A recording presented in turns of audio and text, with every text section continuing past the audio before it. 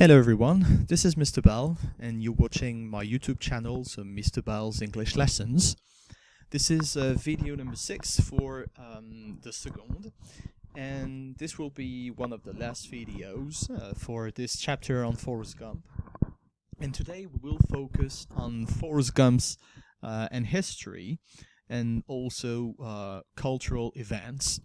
And for this video, what you will need is to take the worksheet entitled History or Cultural Events, and they look like this, and you have 3 pages of it.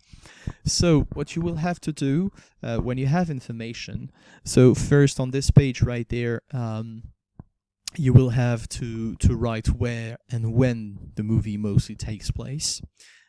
Here the 5 major conflicts, you will write them under each of them, and so you can just write a few information there. The 3 American presidents and celebrities, you can write their names there and then write them just under, okay? And then after, for the different cultural events and periods from the 50s to the 60s and 70s, 80s, you may write the name of the period just under. Of course, you can take some notes on explanations I'm giving you.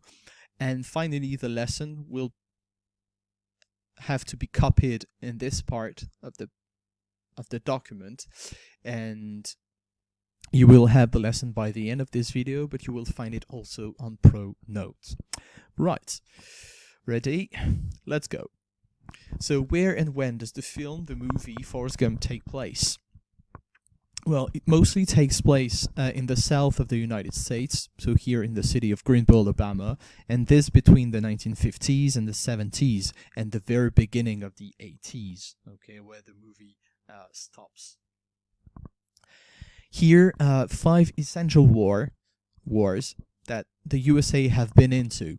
So what 5 essential wars have the USA been into? You can see those 5 wars, especially when they are talking about Lieutenant Dan and his past, because we know that Lieutenant Dan, his ancestors have fought in each of the 5 essential wars. And here, well, you have a few of those. So this one, this very first one, what war does it represent? It represents the War of Independence that lasted from 1775 to 1783.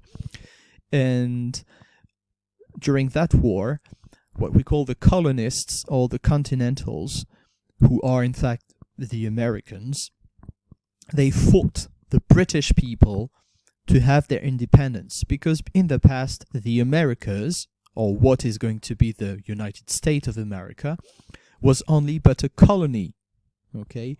And this colony was controlled by the British. And one day, well, lots of things happened, but the Continentals, the Americans, wanted to gain their independence. And so they declared their independence in 1776 on the 4th of July. That is going to be their national day. And the war ended up in 1781, and in 1783, this is the date when the end of the war came officially, and the United States of America were officially created. Now, this second major war, after the War of Independence, on the next century, you have what we call the U.S. Civil War. It was fought between 1861 and 1865, and it was a civil war, so Americans fighting Americans. Basically, you had the north of the United States fighting against the south of the United States. The president at that time was Abraham Lincoln, and he had declared the end of slavery. He abolished slavery. It wasn't a real problem in the north because you didn't have so many slaves, but you had a lot of them in the south. And slaves in the past, especially for Americans, for Southern Americans, were considered as property.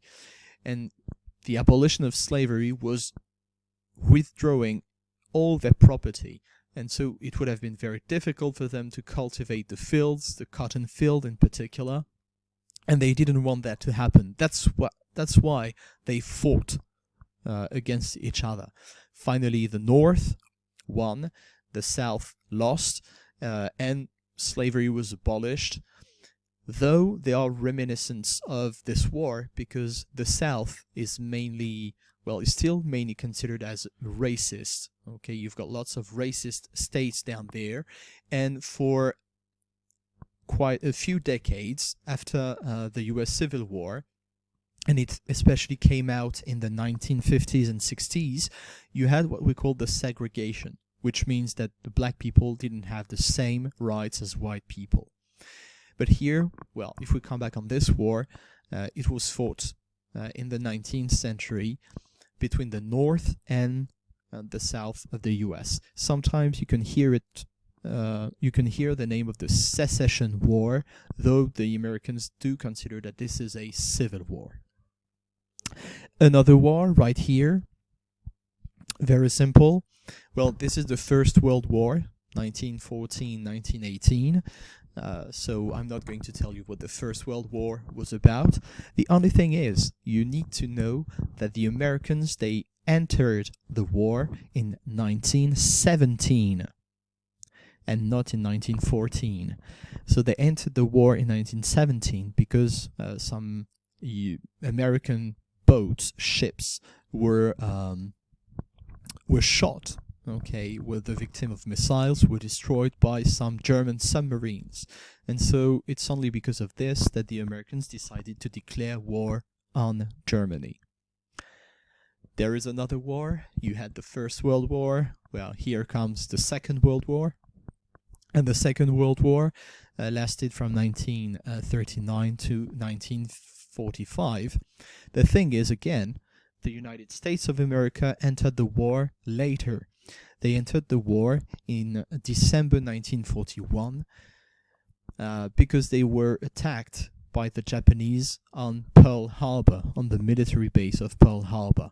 And this is why they decided to intervene and declare war on Japan and on its ally, that was Germany. And here, a war that Forrest Gump has fought. Nothing difficult because this was the subject of the previous video. It is the Vietnam War, so from 1959 to 1975. Right, I'm not going to give you more details because you know about it. Right, so because he has done exceptional things through his whole life, Forrest Gump has met many famous people, including presidents.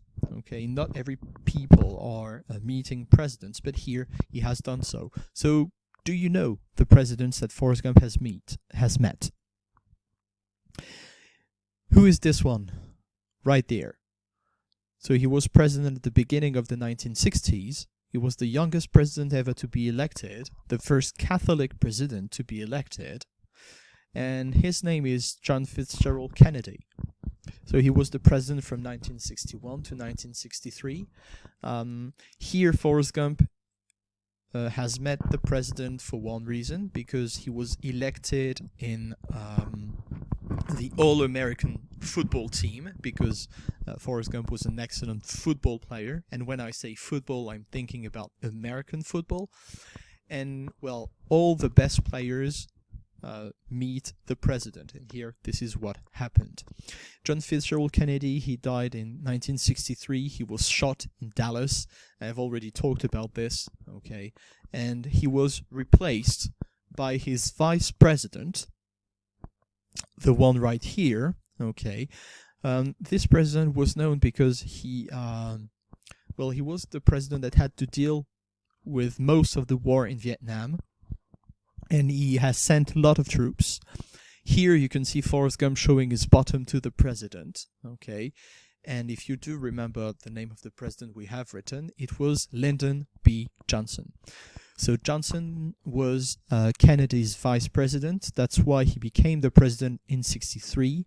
He was re-elected in 65 until 69. And Lyndon B. Johnson is remembered to be the one who has sent lots of troops to Vietnam, and there was a people who were protesting were always shouting, "Hey, hey, hey, LBJ, how many kids did you kill today?" because he was sending lots of very young students, young soldiers fighting in the war in Vietnam.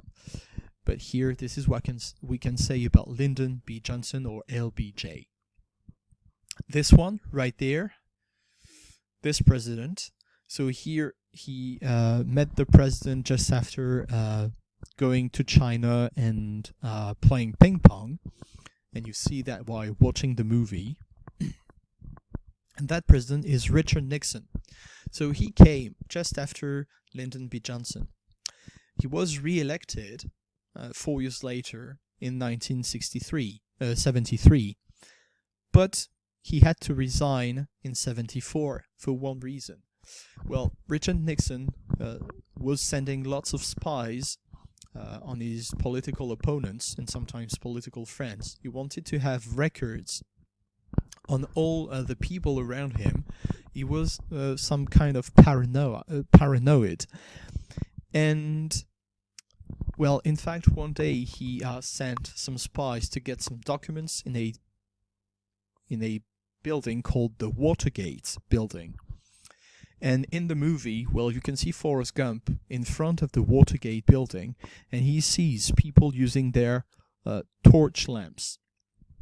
And because those spies use their torches, some people call the police, and here in the film Forrest Gump, but they call the police to say that some people were trying to steal something. They were inside the Watergate building. These people were arrested, and they had to admit that they were working on the order of the President of the USA, and he had to resign. This is what we remember as the Watergate scandal.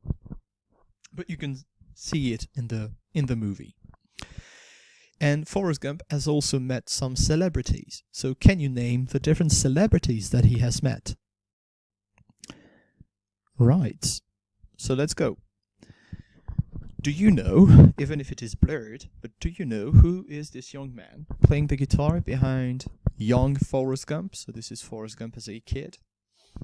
So here in the movie, especially at the beginning of the movie, you know that Forrest Gump has problems with his legs.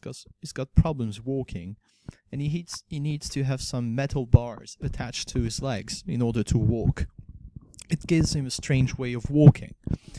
And here, in his big house, in her big house, Forrest Gump's mother is welcoming people just passing by. And here this man arrives in the house, and he starts playing the guitar. And because Forrest Gump has a strange way of walking, a strange way of dancing, because of the metal bars to his legs, he's got a strange way to move. And this man right here is going to use this one to dance. And this person is Elvis Presley, okay, nicknamed the King. So one of the greatest, if not the greatest rock singer in the US and even in the world. He has also met this man right there on the left, okay, and Forrest Gump is right there on TV. So maybe you don't know who this man is. He's a politician, an American politician, and he was the governor of Alabama. And his name is George Wallace. So George Wallace was Alabama's former governor. As Alabama is a South state, George Wallace was deeply, let's say, racist, and he didn't want here, this is exactly what's happening in this picture, he didn't want black students to enter the University of Alabama. And so he decided to go to the entrance of the university, and he wanted to stop the students. But the federal government sent some officials in order to remove him from here and help the students to enter the university. That was at the time of desegregation, when black people were starting to get some rights in the US. So this is what happened right there. And Forrest Gump, well, just meets him. Then you've got this man on the left. He's pretty well known. And he meets Forrest Gump, or Forrest Gump meets him, at a time when Forrest Gump is coming back from China, and he's invited on a talk show to talk about his experience. And so it was John Lennon, of course, a famous singer and former Beatle. And here John Lennon has inspired John Lennon to write his famous song Imagine, because they are asking questions about China. Do they have any kind of religion? Do they have any possession? And Forrest Gump is trying to give some answers, and it's going to give the idea to John Lennon to create one of his famous solo songs called Imagine. Right. Now, finally, Forrest has witnessed many important events in US history from the 50s to the 70s, and here are a few of those. First one, the birth of TV and of rock music.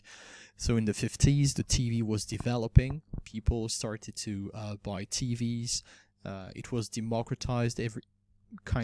Lots of people, or almost everybody, could afford buying a TV. And so that's how TV spread a lot. And also rock music. And here you can see, Elvis Presley, that is performing here. He is singing and he's dancing in the same way as Forrest Gump did. Okay, has learned him as a kid. In the 50s, you've got also the racial desegregation. Remember, I talked to you about black students entering universities. So this is what happened.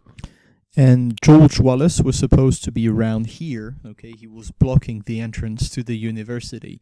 And here, Forrest Gump was around that place. And in the movie, Forrest Gump is coming to give a book that the young lady has lost on her way. Okay. Next, 1960s, pacifism and students' movements. Well, because of the war in Vietnam, lots of American people protested, and they wanted the war in Vietnam to end. And so you had lots and lots of demonstrations. So here it's in front of a Lincoln Memorial, and lots of people united to say no to the war. And so you've got soldiers on stage. The students and the hippies that we're going to talk about afterwards, they were on stage. They were dressed as soldiers, and they wanted this to end, and they were deeply against this. Students were motivated just because they were the first ones to be sent to Vietnam. Most of the people, remember, most of the soldiers sent to Vietnam were very young soldiers, and they just came out from university. In the 1960s, you also have the hippies. So here, playing the guitar, you have Jenny. Okay, she's a hippie now. And so hippies were traveling kind of everywhere. They were experiencing things like drugs. They were experiencing having sex with multiple partners. They had lots and lots of experience. You had the flower power too. They had a strange way of living. Okay, they were free. They wanted to be free and not to be like their parents who were born during the war. They didn't want to experience the same thing. So this is why they were against the war, and this is why they decided to live freely. So here the hippies, of course, was a typical movement at that time in the 60s. In the 60s, in the period of desegregation, you had lots of people who wanted the rights for the black people. You had pacific members like Martin Luther King, but you had more activist ones like the Black Panthers. And here you have one member of the Black Panthers right there, and Forrest Gump is meeting them, okay, right after he received the Medal of Honor. And the Black Panthers, they were teaching black kids to defend themselves, okay, to use weapons, to defend themselves against white people and white policemen. And they were kind of militia, so they wanted to use violence in order to get some rights. In the 1970s, so this decade saw the development of sports, where you had lots of brands like Nike that developed a lot, and people started to practice sport a lot, like running, like also gymnastics, and this is when you had the very first videos, the very first TV shows of gymnastics on TV. In the US, for example, you had one famous actress. She became a famous actress named Jane Fonda, who made those kind of things. But 70s saw the development of sports. In the 70s too, you have the development of computing. Well, all the very important computing companies were created at that time. So in 1975, you have the creation of Microsoft, and in 76, you have the creation of Apple. Here, you know that Forrest Gump is a shareholder at Apple, and in the movie, well, in fact, he only believes that he has invested in a fruit company. So he believes that the Apple company deals with fruits and vegetables. So he doesn't know that it is computing. And so finally here, in the 1980s, you've got the development of AIDS. So if you reverse all the letter, you got the French acronym for SIDA. And AIDS, well, is a disease that spread a lot in that time. Lots of people were victims from this disease. And why has it developed? Well, it's partly because of all the experiences that the people had freely without protection during the former decades, like in the 60s or 70s. Okay, and well, lots of people died from it. Nowadays, well, you've got some treatments, so people can live better, even if they had AIDS, even if they have AIDS. But back in the past, it was a new disease, and it was, well, pretty difficult to cure, and lots of people died from it. So I'm not going to spoil, but you may guess what's going to happen in the movie. Right, so as a conclusion, we can say that Forrest Gump has had an incredible life. Okay, we have studied a lot of things, Vietnam history here, geography. You have seen the opening sequence, the film review. So you have seen that lots and lots and lots of things have happened to Forrest Gump through his whole life. And here, well, you've got Forrest Jr., that is Forrest Gump's son, and the book, okay, that you could see at the beginning, in which he has put his feather. Right. So, this is the end of the video.